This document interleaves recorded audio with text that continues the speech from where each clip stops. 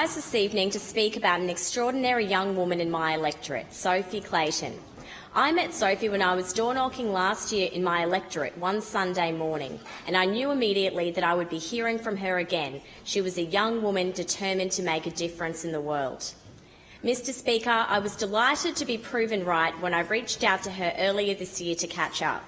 Sophie, along with her wonderful school St Aidan's in my electorate in the suburb of Corinda, are just one of the amazing schools in my electorate leading the charge against cyberbullying.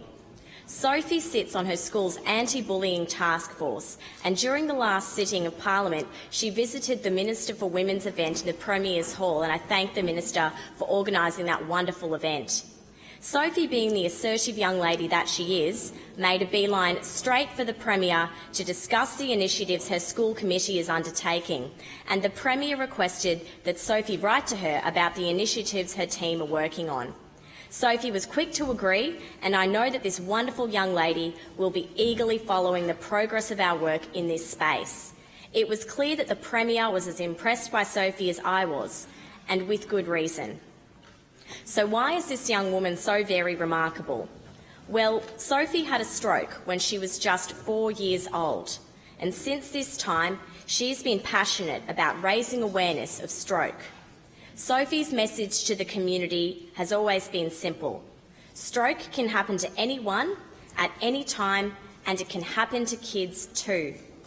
Each of us should remember that when it comes to stroke and stroke awareness, there is one hard and fast rule. That is face, arm and speech time. Is someone's face drooping?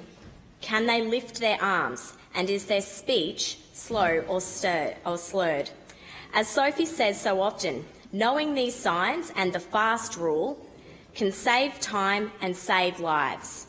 I encourage everyone in the House today to ensure they know for themselves and their loved ones the signs of stroke.